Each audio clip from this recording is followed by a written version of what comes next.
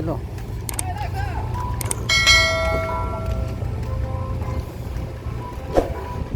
Tagalog na yung salita ng basurahan dito mga idol.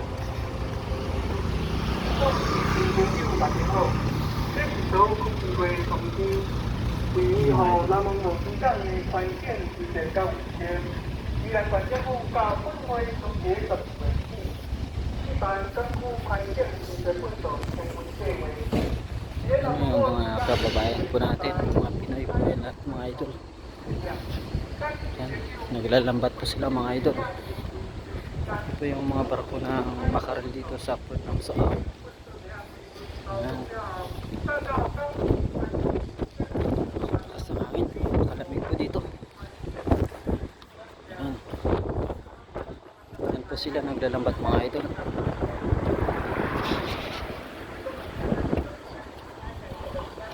Lakas ng hangin mga idol, kita nyo naman yung galaw ng puno na yun.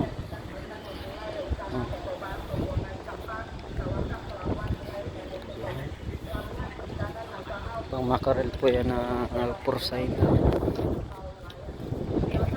Pero yung isang gabi lang po namin, milyon ng kita. Tunitumiladang makarel po mga ito.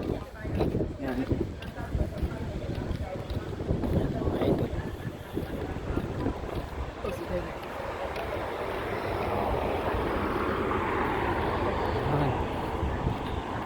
Ito po yung home port namin mga idol, sa port ng Soao po.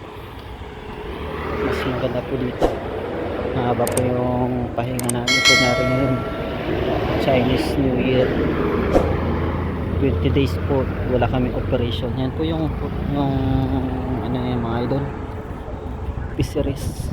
Yan po yung nagbibili ng huli po na mackerel namin. Yan, dinadala po yun sa mga processing plant, ginagawa pong dilata, export po yun sa iba't ibang bansa mga idol. Yung huli namin hindi po sa local market.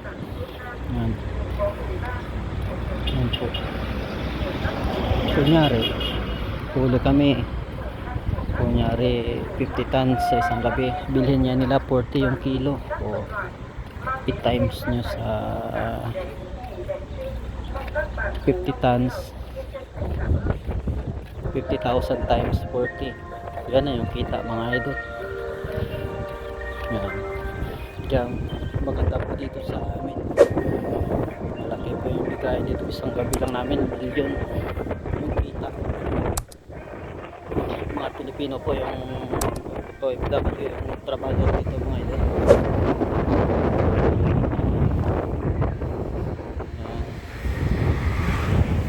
Yan po sila mga idol. Mayos ng lambat. Mga idol, tapos na.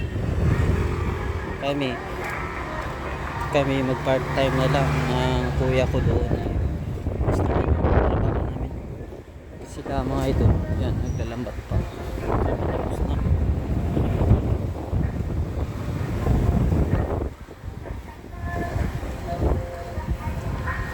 Yung mga idol, pinakala yan sa truck. Saka tourist spot po dito sa Port ng Soao mga idol. I-search sa YouTube o sa Facebook. Napakaganda po dito sa mga idol. Yan. Yan po yung aso namin mga idol. Yan. Ikaw po yan ang aso pero sa amin po yan. Doon po yan ang punto sa amin. Yan. Saka yan pa po yung pangit yung mukha niya yung mga idol. Dito lang po tayo dumaan gawa na mahangin, kalamig. Punta po tayo kay Ma'am Sam. Bibili po tayo ngayon. Kalamig. Dami po tayo pa dito na bilihan ng manok. Dito po yun mga idol. Yan, wala na, sarado na gawa ng Chinese New Year. Yan, sarado na po sila mga idol. Kalamig. Pakalamig po dito mga idol.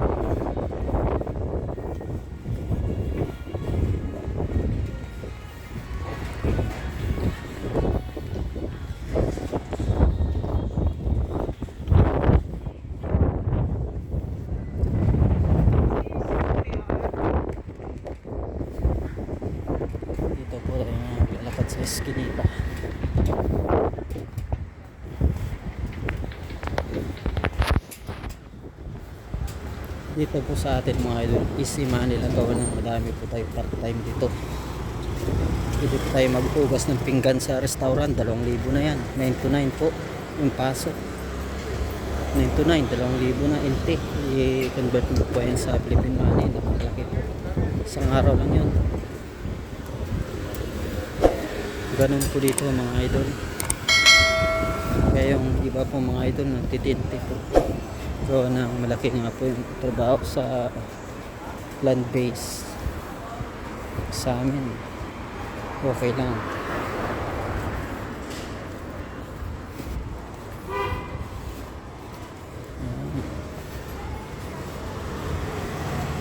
I-follow po si RSTV mga idol sa Facebook saka sa YouTube. Salamat po mga idol. May ads na po tayo sa Facebook natin, sa FB page po natin. Salamat po. Dami turista dito mga idol. Sige mga idol.